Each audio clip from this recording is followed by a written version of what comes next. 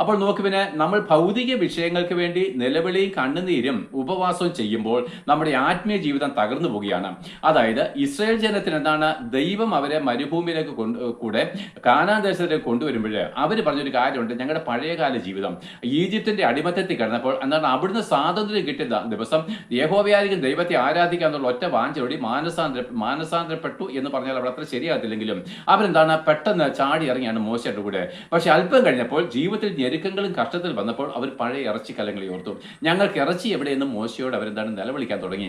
ദൈവം അവർക്ക് കാടപ്പക്ഷികളെ കൊടുത്തു. ദൈവത്തിന് അസാധ്യമായിട്ട് ഒന്നുമില്ല പ്രിയപ്പെട്ടവരെ.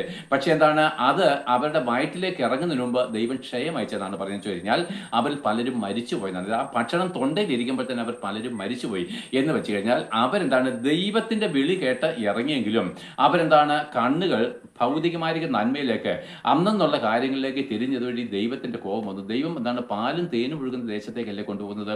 അവണ്ണം പുതിയ നിയമ ഭക്തന്മാരേക്ക് നമ്മളെ ദൈവം വിളിച്ചിരിക്കുന്നത് എങ്ങോട്ടാണ്? പിതാവായ ദൈവത്തിന്റെ സന്നിധിയിലേക്ക്, പുത്രനായിരിക്കുന്ന യേശുക്രിസ്തു നമുക്ക് കാണിച്ചിരിക്കുന്ന സ്വർഗീയ ഭവനത്തിലേക്ക് നമ്മളെ കൊണ്ടുപോകുമ്പോൾ ഈ മരുഭൂമി യാത്രയിൽ ഓടുമ്പോൾ അത് നമ്മൾ മരിക്കുവോളം അല്ലെങ്കിൽ യേശുക്രിസ്തു മടങ്ങി വരുള്ള ഈ ചെറിയ ഗ്യാപ്പില് പ്രിയപ്പെട്ട ഉള്ളത് കൊണ്ട് തൃപ്തിപ്പെട്ട് ആ സന്തോഷത്തോടെ പാട്ടുകൾ പാടിക്കൊണ്ട് അങ്ങോട്ട് ഓടി തീർക്കാനല്ലേ ദൈവം വിളിച്ചിരിക്കുന്നത്. അതുകൊണ്ട് ഞാൻ നിങ്ങളോട് കാര്യം പറയാം, ഭൗതിക വിഷയങ്ങൾക്ക് വേണ്ടി നിങ്ങൾ ഉപവസിക്കുന്നുവെങ്കിൽ, ഭൗതിക വിഷയങ്ങൾക്ക് വേണ്ടി നിങ്ങൾ എന്താണ് കണ്ണുനീരോടും നിലവിളിയോടും കൂടെ എന്താണ് നിർബന്ധിച്ച് പിടിച്ചു വെച്ച് പ്രാർത്ഥിക്കുന്നെങ്കിൽ അതൊരു പക്ഷേ കിട്ടിയെന്നിരിക്കും, പക്ഷെ നിങ്ങളുടെ ആത്മീയ ജീവിതം തകർന്നു പോകും.